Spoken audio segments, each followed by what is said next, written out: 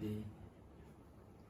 제가 지금 지난 주일날은 맥주감사주일이라 감사주일에 대한 설교를 좀 했었고요. 오늘 지난 시간에 이어서 저지난 시간에 이어서 성령에 관계된 이런 그 말씀을 이렇게 오늘 전하는 그런 시간을 갖고자 합니다. 성령, 이 성령은 성부, 성자와 함께 삼위가 되시는 하나님이십니다. 성부가 보내주시고 성자가 보내주시는 영입니다. 그래서 이 성령을 하나님의 영이라, 성자이신 예수 그리스도가 보내주시는 영이라, 예수 그리스도의 영이라 이렇게 이야기를 하는 것입니다. 그런데 이 성령은요, 언제 찾아오셨느냐면 예수님이 십자가에 달려 죽으시고 부활하신 지 50일째 되는 날에 예수님이 부활하신 몸으로 하늘나라 천국으로 천국을 예배하러 가신 지 열흘 만에 오순절에 하나님의 성령이 이 자리에 오셨어요. 그래서 이제 이 오순절 성령이라는 말을 그래서 이제 목사님들이 사용을 많이 하는데요. 오순절에 임하신 성령은 그 당일만 오심으로 끝난 것이 아니라 성령은 그때 임하셨어요. 성령이 임하셨어요. 그런데 오순절 성령은 믿는 자들과 함께 해주시는 분이 있어요. 오순절 오신 그 성령이 이 땅에 왔다가 몇 사람에게만 임하고 그냥 떠나가신 게 아니라 오순절 성령은 그때 임하셔서 끊임없이 성령이 오늘 택한 주의 백성들을 구원하시는 이 사역을 성령께서 하세요. 그래 성령은 성령이 충만하게 받은 주의 종들이 오순절 날에도 그랬어요. 성령 충만을 받은 사도들이 성령이 충만한 가운데 성령이 말하기 하심을 따라 예수 그리스도에 대해서 증언을 할 때에, 근데 사도들에게 임했던 그 성령이 사도들이 전하는 예수 그리스도의 죽음과 부활, 하나님의 아들 되심을 증거하는 그 소리를 들을 때에, 그때에 그 성령 충만을 받은 사도들이 전하는 복음을 들으면서 정말 그 마음속에 감동이 되어서 마음문을 열어주는, 그럴 때 성령은, 사도들에게 들어갔던 성령은 또 그 당일에 복음을 듣는, 예수님에 대한 말씀을 듣는 그 무리들에게 성령이 들어간 거예요. 함께 성령을 받은 거예요. 그러면서 이제 초대교회가 세워진 것이거든요. 그런데 지금도 똑같아요. 지금도 이 성령 충만을 받은 하나님의 사람이 꼭 목사만 아니에요. 그건 평신도일 수도 있어요. 성령 충만을 받은 하나님의 사람이, 주의 종들이, 예수님 믿는 사람들이 성령이 충만한 가운데 성령에 이끌리면서 예수님의 십자가 죽음과 부활, 천국 복음을 전하게 되어질 때에, 그때 성령은 그 자리에 함께 주시면서, 성령은요 그 말씀을 듣고 있는 사람들이 마음문을 두드리세요. 이 복음이 전해질 때에, 천국 복음, 예수님의 십자가 죽음과 부활이 전해질 때에 그 말씀을 듣고 있는 사람들이 마음문을 두드리세요. 그때 마음문을 열어드리면 그 성령이 들어와서 말씀을 듣고 있는 사람들의 심령 속에 함께 내주해 주시는 거예요. 그래서 요한계시록 3장 20절에 말씀하신 거예요. 볼지어다 내가 문 밖에 서서 두드리노니, 예수님이 하시는 말씀이에요. 누구든지 내 음성을 듣고 문을 열면 내가 그에게로 들어가 그와 더불어 먹고 그는 나와 더불어 먹으리라. 그래서 이 성령으로 오신 예수 그리스도를 마음속에 모셔드리고 나면 그 성령이 예수 그리스도의 영이기 때문에 예수 그리스도가 그 그 마음 속에 함께 주는 사람이 되는 거예요. 그럼 내가 이 성령에 대한 설교를 하면서 계속 말씀을 드렸지만, 근데 성령이 들어와서 이 마음속 함께 내주하게 되어지면 성령으로 거듭난 새 사람이 되어지고, 그런데 거듭난 새 사람이 되어져도 거듭나기 전에 옛사람이 함께 공존하기 때문에 끊임없이 예수님 믿는 사람들에게는 갈등이 벌어집니다. 서로 싸우는 거예요. 자기끼리 싸우는 거예요. 자기끼리. 누구가 다른 사람하고 싸우는 게 아니라 자기끼리 싸우는 거예요. 거듭난 새 사람과 거듭나지 못한 옛사람이 서로 싸우는 거예요. 하나님의 말씀과 뜻을 따라 성령의 인도를 받으며 살려고 하는 자기 자신과 성령으로 거듭나지 못한 옛사람이 둘이 계속 싸우는 거예요. 근데 성령이 충만할 때 거듭나지 못한 옛사람을 절제를 하면서 성령으로 거듭난 새 사람이 자기에게서 주인 노릇을 하면서 그 말을 하게 만들고 생각하게 만들고 행동하게 만들게 되어지면, 그게 이제 성령이 충만해서 그런 사람이 되어지면 성령이 역사를 하시면서 성령이 성령 받은 사람과 함께 일을 하시면서 성령의 열매들이 맺히게 되는 거예요. 하나님이 함께 해주시는 모습이 드러나는 거예요. 성령의 열매들이 맺히는 거예요. 그때 하나님도 기뻐하시지만 성령 충만을 받고 성령의 열매를 맺는 사람이 기뻐할 수 있는 거예요. 그런데 오늘 보니까 성령의 열매를 뭐라고 말씀을 하시고 있냐면, 오직 성령의 열매는 사랑과 희락과 화평과 오래 참음과 자비와 양선과 충성과 온유와 절제라는 이 9가지 성령의 열매를 말씀해 주시고 있는 것을 볼 수 있어요. 그래서 제가 오늘부터는 성령의 열매에 대해서 9가지 열매인데 3가지 열매씩을 묶어서 3주간 동안 이제 말씀을 전하려고 하는데요. 성령의 열매 가운데 첫 번째 열매가 뭐냐면 사랑이라는 열매예요. 사랑이라는 열매인데 성령의 열매 가운데 첫 번째 열매를 사랑이라고 오늘 하나님 말씀을 하고 있어요. 정말 예수 그리스도의 영을 내 마음속에 모시면 그 예수님이 사랑이기 때문에 그 사랑의 성품이 되어져서 사랑을 가지고 열매를 맺는 사랑의 열매가 맺히게 된다는 거예요. 근데 사랑이라는 말을 하면요, 여러분 그렇게 얘기를 해주고 싶어요. 사랑이라는 말을 하면 우리말로는 사랑 이렇게 단순하게 표현을 하는데요. 이 신약 성경이 기록이 될 당시에 그 히브리어 그리스어 헬라어로 신약 성경이 기록을 했는데, 근데 헬라 사람들이 사랑이라는 말을 할 때에 사용할 때에는 그냥 사랑이라는 말로만 한 게 아니라 사랑을 좀 세분화해서 여러 종류로 사랑의 종류를 얘기해 놓았어요.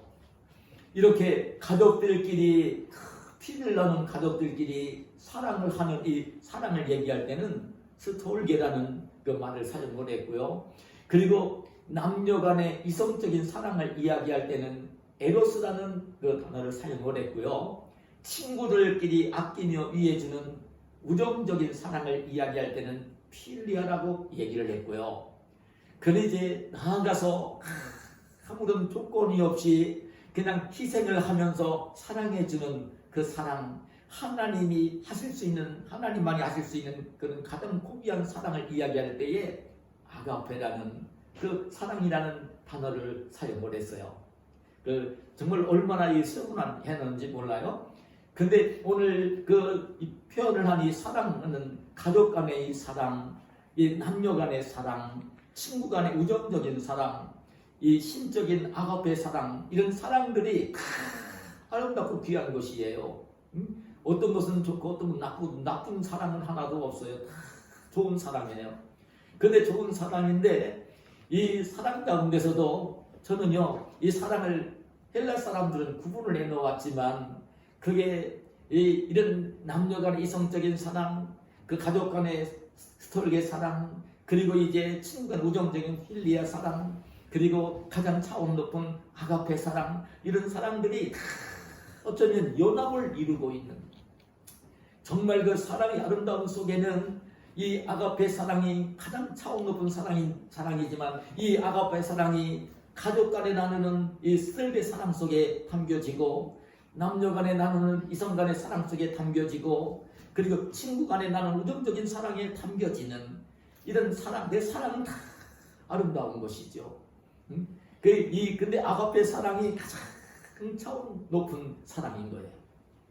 근데 예수님이 이 땅에 오셔서 공생애를 사시면서 보여주신 생활의 모습을 보면요, 사랑하며 사신 거예요. 사랑하며 사신 거예요. 누구를 만나든지 사랑을 하며 사신 거예요. 누구와 관계를 맺든지 사랑하며 사신 거예요. 그 병든 자를 만나면 사랑하면서 고쳐주시고요. 귀신 들린 사람을 만나도 사랑하면서 고쳐주시고요. 따라오는 많은 무리들이 천국 복음을 들으며 떠나가지 못하고 굶주리고 있을 때는 오병이어 기적을 일으키며 먹을 것을 나누어 주셨고요. 심지어는 죽은 아들 때문에 통곡하는, 죽은 오라버니 때문에 통곡하는 그런 이제 그 가족들을 보면서 죽은 자를 살려주시는 사랑을 하신 것을 볼 수 있고요. 모든 죄를 짓고 죄 때문에 고통을 당하고 죽음의 위기를 만나는 사람까지도 사랑을 베풀면서 용서해 주시고 구원해 주시는 사랑을 베푸신 분이고요. 가까이 따라오는 제자들을 향해서는 얼마나 사랑하셨는지 제자들의 발을 친히 씻어 주시기도 하는 사랑을 보여주신 분이 우리 예수님이셨어요.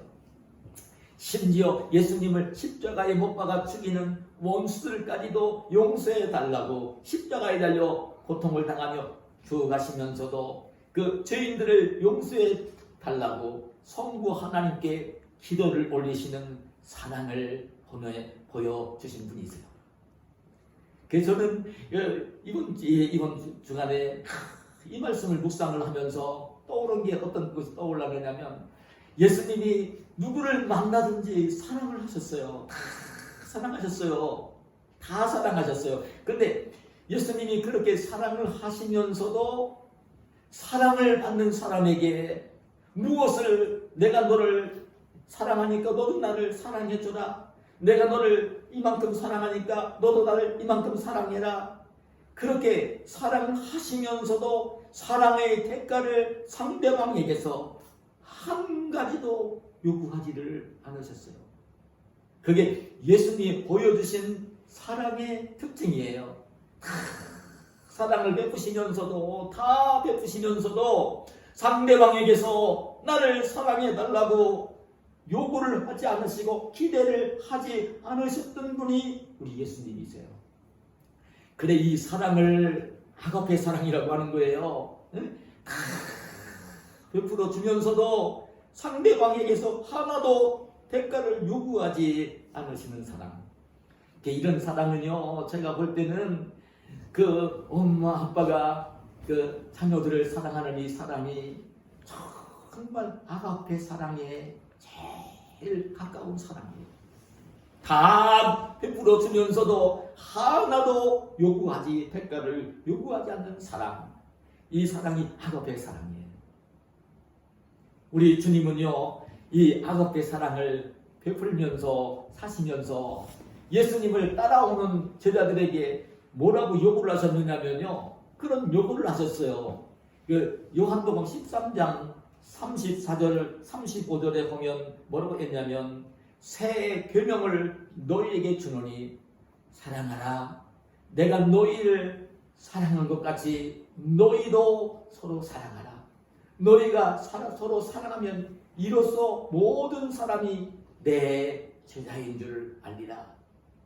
예수님이 사랑을 베풀면서도 상대방에게 나를 사랑해달라고 대가를 요구하지 않는 이 희생적인 아가페 사랑을 베풀면서 공생애를 사셨던 것처럼 예수님을 믿고 따르는 제자들을 향해, 우리들을 향해 너희도 모든 사람을 사랑하며 살면서 다른 사람에게 사랑의 대가를 요구하는 그런 이기적인 사랑을 하지 말고 그냥 모든 것을 베풀는 아가페 사랑을 하라는 이 말씀을 주님께서 하신 거예요. 제자들에게 사랑하라는 이 부탁을 하실 때는 그 아가페 사랑으로 하기를 원하셔서 이 말씀을 하셨어요. 근데 이것은 얼마나 어려운 일인지 모릅니다. 죄성을 가지고 있고 이기적인 마음을 가진 사람들이 얼마나 어려운지 모릅니다. 저는 이 말씀을 듣고 난 뒤에 베드로 사도가 예수님 십자가에 달려 죽으셨다가 부활하시고 승천하시기 전에 그 갈릴리 바다로 가서 고기를 잡으면서 그때 찾아오신 예수님이 그 조반을 차려놓고 제자들 데리고 아침 식사를 하시고 난 뒤에 그래도 이제 예수님 하늘로 올라가시면 예수님 대신 남아서 복음을 전해야 되는 제자들에게 그 양들을 복음을 전하면서 주의 백성들을 구원해야 될 제자들에게 어떤 부탁을 하시냐면요. 대표 제자인 베드로를 부르면서 예수님이 물었어요. 야, 요나의 아들 시몬아, 베드로야. 그때는 베드로라 부르지 않고 시몬이라 부르면서 베드로를 부르면서 내가 나를 사랑하느냐 이렇게 물으셔요. 근데 그때 예수님이 물으신 사랑이 뭐냐면요, 조건이 없는 사랑. 야, 베드로야, 시몬아, 내가 너를 조건이 없이 너를 위해 모든 것을 다 주었는데 그럼 이 아가페 사랑을 너도 나에게 할 수 있느냐? 아가페 사랑으로 물을 적에 정말 성경에 보면요, 안타깝지만 베드로 사도는요, 예수님 앞에 예수님이 자기를 사랑해 준 것만큼은 사랑할 수 없어서, 아가페 사랑으로는 사랑할 수 없어서, 그 정도까지는 사랑할 수 없어서 우정적인 사랑으로, 필리아 사랑으로 사랑을 한다고 필레오라는 그 대답을 하는 것을 볼 수 있어요.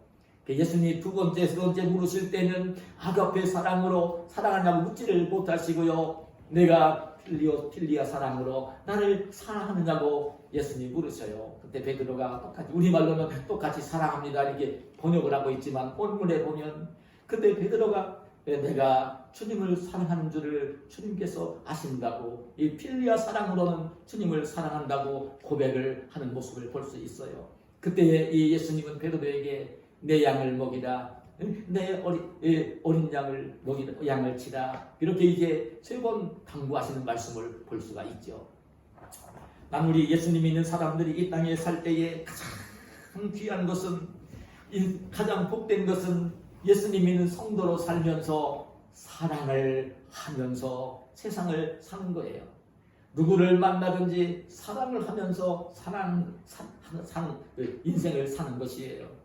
그러나 이제 우리가 예수님이 오늘 보여주신 이 사랑을 생각할 때는 내가, 야 친구야, 내가 너를 이만큼 밥 사주고 너를 사랑했으니까 너도 나를 이만큼 사랑해 줘야 돼. 그렇지 않으면 삐지고 그런 관계를 맺지 말고, 누구와 더불어 관계를 맺더라도 한없이 사랑을 베풀면서도 사랑의 대가를 요구하지 않는 그 사랑을 하면서, 우정적인 사랑을 하면서도 아가페가 더 강한 사랑을 하면서 인생을 사는 것이고, 가족들 간의 사랑을 하면서도 아가페적인 사랑이 깊게 담겨진 사랑을 하면서 인생을 사는, 그럴 때에 정말 하나님의 영광이 드러나고 하나님 나라가 임하고, 오늘 그런 사람이 있는 곳에 늘 평안이 있고 기쁨이 있고 소망이 넘치는 것이에요. 주님은 또 오늘 성경에 보니까 성령의 열매를 말씀하시면서 어떤 열매를 말씀하고 계시냐면요, 희락이라고 하는 열매를 말씀을 하고 있어요. 희락. 희락은 우리 한문이에요. 어렵죠. 희락이란 말은 기쁠 희자에다가 즐거울 낙자, 기쁘고 즐거운 것을 희락이라고 할 수 있는데, 여러분 제가 오늘 주보에 칼럼을 실으면서 자세하게 이 희락에 대한 것을 설명을 해놓았는데, 성경에 보면 참 우리가 들리는 얘기로는 뭐 오락, 그리고 쾌락, 그리고 이제 희락, 이런 말들이 있는데 성경에 보면요, 성경의 영어로 이 기쁨을 이야기하는 이 단어에는 두 가지가 나와요. 하나는 어떤 단어냐면 카라라는 그 단어이고요. 이게 희락을 가리켜요. 또 한 가지 단어는 헤도네라고 하는 그런 단어예요. 근데 헤도네도 이 기쁨을 얘기하는 건데 쾌락이라는 의미를 가지고 있는 헤도네라는 단어가 있어요. 이게 어려운 말이지만 그 설명을 내가 해주고 싶은 건 어떤 말이냐면 이 희락과 쾌락은 그 어떤 차이점이 있느냐면요. 희락이라고 하는 것은요. 희락이라고 하는 것은 다른 상대방을 기쁘게 해주면서 상대방이 기뻐할 때에 기뻐하는 모습을 보면서 나도 기뻐하는 이게 희락이에요. 희락은 나를 기쁘게 할 목적을 가지고 그렇게 하면서 얻어지는 기쁨이 아니라 희락은 상대방과 다른 사람을 기쁘게 해주면서 그 사람이 기뻐하는 모습을 보고 나도 기뻐하는 이게 희락하라라는 의미고요. 귀한 단어예요. 그리고 쾌락이라고 하는 것은 내 자신을 기쁘게 하려고 상대방 다른 사람을 이용을 하고 짓밟으면서도 내 기쁨을 부리려고 하는 기쁨, 이 부정적인 기쁨, 악한 기쁨. 그래서 성경에 보면 이 기쁨을 예수님이 말씀하시는 기쁨을 얘기할 때는 이 카라라는 이 희락의 기쁨을 이야기할 때는 어느 때 사용이 되어졌냐면 예수님이 사랑을 하면서 기쁨이라는 말을 사용할 때와 성령의 열매를 말씀할 때의 그 단어, 그리고 하나님 나라가 이루어지는 심령에 임하는 기쁨을 이야기할 때 희락이라 이렇게 기록이 되어 있고요. 이 헤도네라고 하는 이 단어는 어떤 때 사용이 되었느냐면 정욕이라는 말, 향락이라는 말, 이런 말로 번역이 되어서 우리 성경에 기록이 된 것을 볼 수가 있어요. 근데 예수님은요, 제가 지금 사랑을 베풀 때 누구한테 사랑을 베풀면서도 그 대가를 요구하지 않으셨거든요. 예수님은요. 하나도 요구하지 않으셨어요. 누구를 만나서 사랑을 하면서도 대가를 요구하지 않으셨어요. 근데 그렇게 누구한테 베풀면서 상대방이 기뻐하는 모습을 보면 병든 자를 만났을 때 병든 자를 고쳐주면서 병든 자가 나음을 입으면서 기뻐하는 모습을 보면 그 사람이 기뻐하는 모습을 보고 예수님은 기뻐를 하셨고요. 그 아들이 죽어서 아들 때문에 눈물 짓고 있는 그 과부 어머니와 친척들 동네 사람들이 울고 있는 모습을 보고 그 아들을 살려주었을 때 그 어머니가 기뻐하고 그 친척들이 기뻐하고 마을 주민들이 기뻐하는 모습을 보면서 함께 기뻐하시는 이게 카라예요. 이게 카라예요. 진정한 이 기쁨은 그래. 이 카라라는 기쁨은 하나님이 주시는 기쁨, 거룩한 기쁨이에요. 진정한 기쁨인 거예요. 이게 성령의 열매는 이 카라, 진정한 이 기쁨이라는 거예요. 진정한 기쁨이라는 거예요. 거룩한 기쁨이라는 거예요. 내 욕심, 탐욕을 채우고 정욕을 채우면서 무엇인가를 내가 누리면서 누리는 기쁨이 아니라 하나님이 주시는 기쁨, 그건 떠나갈 수 없는 기쁨.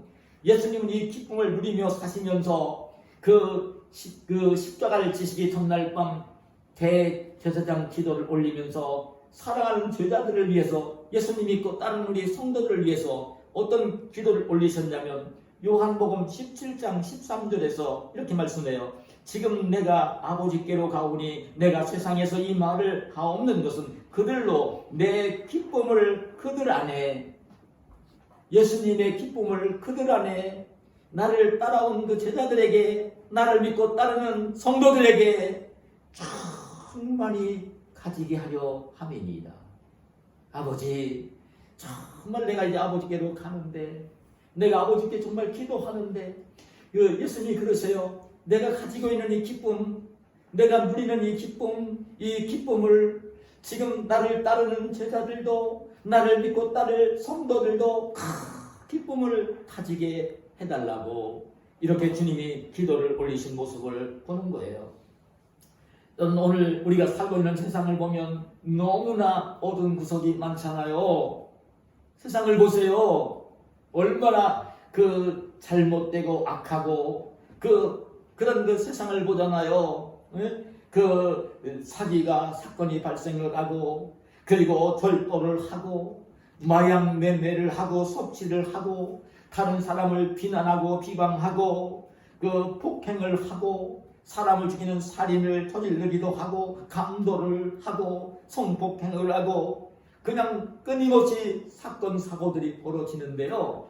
이것은 자기를 기쁘게 하려고 다른 사람을 해롭게 하면서 하려고 하는 그 욕심 때문에, 정욕 때문에 그런 이 악한 일들이, 어두운 일들이, 불행한 일들이 사회 속에서는 끊일날이 없는 것을 볼 수 있죠. 진정한 기쁨은 그렇게 나를 기쁘게 하려고 하면서 얻어지는 기쁨이 아니라 언제든지 상대방을 기쁘게 해주면서 상대방이 기뻐할 때에 기뻐하는 모습을 보면서 하나님이 주시는 기쁨으로 기뻐하는 거룩한 기쁨을 누리며 살아야 되는 것이 우리 성도들인 거예요. 여러분, 하나님의 사람들이 성령이 충만했던 바울 사도가 그렇게 살았어요. 바울 사도가 그렇게 살았어요. 성령이 충만해서 복음을 전하며 살 때에 복음을 전하러 가는 곳마다 바울 사도는 존경을 받고 칭찬을 받고 대접을 받은 게 아니에요. 어디를 가든지 복음을 듣고 깨닫고 회심하는 그 형제들이 바울 사도를 사랑하고 존경하며 따르기도 했지만 가는 곳곳마다 오히려 반대하는 사람이 더 많아서 미워하고 시도하고 박해하고 죽이려고 하는 고난 속에서 복음을 전하며 살았어요. 근데 하나님이 기뻐하시는 뜻이기 때문에 그 기뻐하는 일을 하며 하나님이 주시는 기쁨을 가지고 그냥 그 어려운 고난을 잘 이겨낸 그 바울 사도의 모습을 보는 거죠. 그러면서 그렇게 세상을 살면서 바울 사도는 자기를 믿고 따르는 사람들에게 보면요, 사랑하라고, 항상 기뻐하라고, 참 빌립보 교회 성도들에게는 자기가 이제 로마 감옥에 갇혀서 죽음의 날이 다가오는 것을 깨달으면서도 주 안에서 항상 기뻐하라고, 내가 다시 말하노니 기뻐하라고, 하나님이 주시는 기쁨, 거룩한 기쁨을 누리며 살라고 그렇게 당부를, 부탁을 했던 것이에요. 여러분, 세계적인 대문호 레오 톨스토이가 있습니다. 여러분, 전쟁과 평화, 안나 카레니나 참 세계적인 명작을 쓴 톨스토이입니다. 근데 톨스토이는요, 굉장히 유복한 가정에서 태어났습니다. 그 지역에서 하는 땅을 가진 영주의 아들로 귀족으로 출생을 했습니다. 고생이 없이 자랐습니다. 아버지가 부자니까요, 그 넓은 땅을 경작하는 농부들이 와서 일을 해주고 선 하나 갖다 가지 않아도 자랄 때에 아주 귀족으로 귀하게 자랐어요. 참 유혹하게 자랐어요. 그런데도 이 톨스토이는요, 그렇게 기쁨이 없었어요. 그렇게 기쁨이 없었어요. 그 유명한 소설을 쓰고 그렇게 했는데도 불구하고 큰 기쁨이 없었어요. 그래 참 우울증에 시달리게 되었어요. 그런데 어느 날 이 톨스토이가 농촌을 산책길을 나갔다가 산책길에서 한 농부가 그 얼굴이 검게 그을린 농부가 지나가는 모습을 보았는데, 그 농부를 보니까요, 얼굴은 검게 그을렀고 옷도 농부 옷을 입고 있는데 얼굴이 환하게 빛나는 거예요. 그래서 이 톨스토이가 물었어요. 당신 보니까 너무 기뻐하며 사는 것 같은데 어쩌면 그렇게 얼굴이 환하고 기쁘게 살 수 있느냐고 물었어요. 그랬더니 그 농부가 그런 말을 했어요. 하나님을 믿고 의지하며 사는 것이죠. 하나님을 늘 믿고 의지하며 살면서 하나님이 주시는 기쁨이 있기 때문에, 구원의 기쁨이 있기 때문에 항상 나는 마음이 기쁘답니다. 그 말을 들으니 톨스토이는 돌아와서 그때부터 성경을 읽으면서 하나님을 만나고 하나님을 만나 그런 기쁨을 누리려고요, 하나님을 찾기 시작했어요. 그리고 하나님을 만났어요. 하나님을 만나니 톨스토이는요, 하나님이 주시는 기쁨과 평안이 가득하게 밀려왔어요.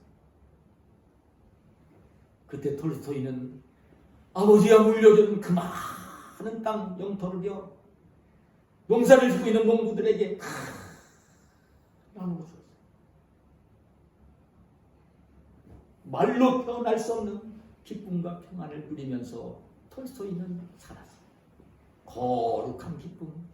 그 농부들에게 땅을 나누어 주니까 농부들이 기뻐하는 그 모습을 보면서 기뻐지는 거룩한 기쁨을 누리면서 살았어요. 그래서 그 아름다운 소설 명작을 남기는 유명한 소설가가 되었어요. 여러분, 성도는 그 거룩한 기쁨을 누리며 사는 사람이 되어야 하는 것입니다. 거룩한 기쁨을 누리며 살아야 돼요. 그냥 욕심 부리고 뭔가를 내가 다 얻으려고 하고 그걸 가지고 내 욕심 챙기려고 하고 이런 욕심을 가지고 그 쾌락을 위해서 내 인생을 살려고 하지 말고 하나님이 주시는 거룩한 기쁨을 누리며 사는 사람. 한 가지만 더 말씀을 드리면요, 성령의 열매 가운데는 화평이라는 열매가 있어요.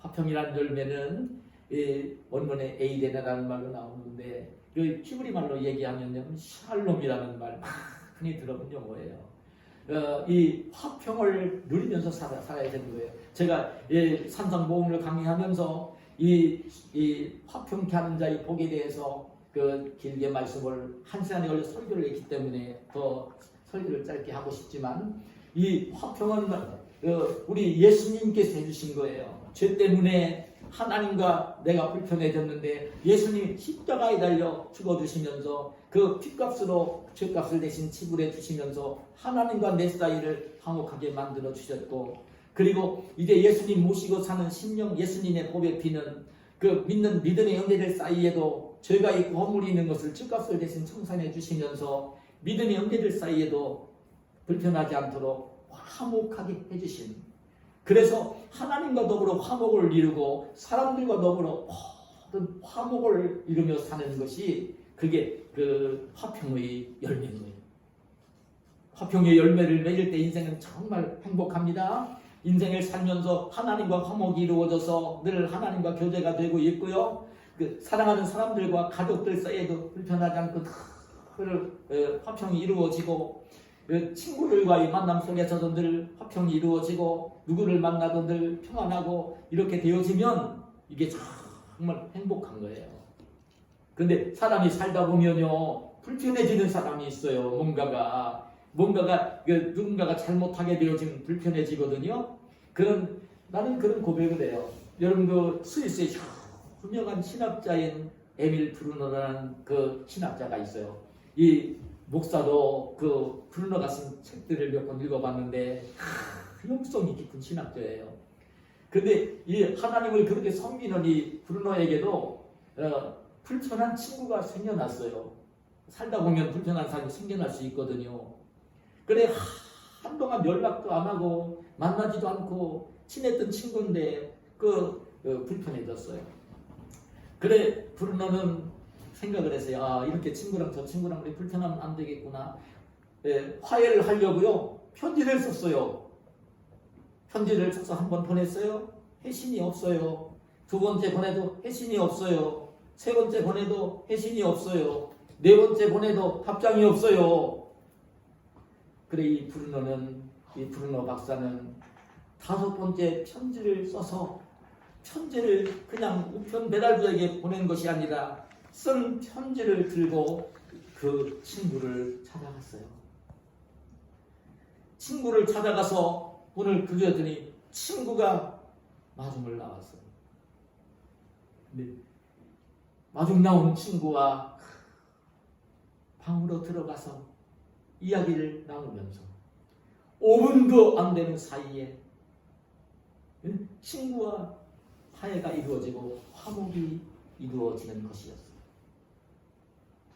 그럼 우리 그리스도인들은 누구와 더불어도 불편한 관계를 맺지 말고 화목하고 화평한 관계를 맺으면서 인생을 복되게 살아야 하는 것입니다.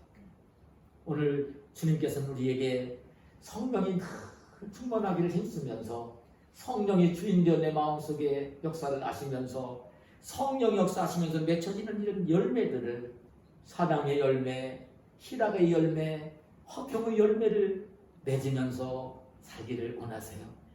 우리들이 날마다 성경을 읽고 참 기도하는 생활로 성령이 충만해서 정말 이 땅을 천국으로 누리며 사는 사랑과 화평, 희락의 열매를 맺으면서 이 땅을 귀하게 사는 저와 여러분이 되시기를 예수님의 이름으로 축복합니다. 아멘.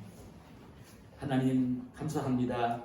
오늘 저희들을 사랑으로 불러주시고 오늘 예배를 드리게 하시고 예배를 드리는 저희들을 사랑하셔서 하나님이 귀한 말씀을 들려주시고 이 말씀 속에 귀한 깨달음을 갖도록 하시고 이 말씀이 오늘 바로 내 마음속에 담겨지고 생활 속에 옮겨져서 주님이 오늘 우리에게 원하시는 사랑의 열매, 희락의 열매, 화평의 열매를 맺으며 하나님의 백성, 천국 백성으로 소중하게 이 땅을 사는 우리 모두가 되게 하여 주시옵소서. 예수님의 이름으로 기도하옵나이다. 아멘. 아멘.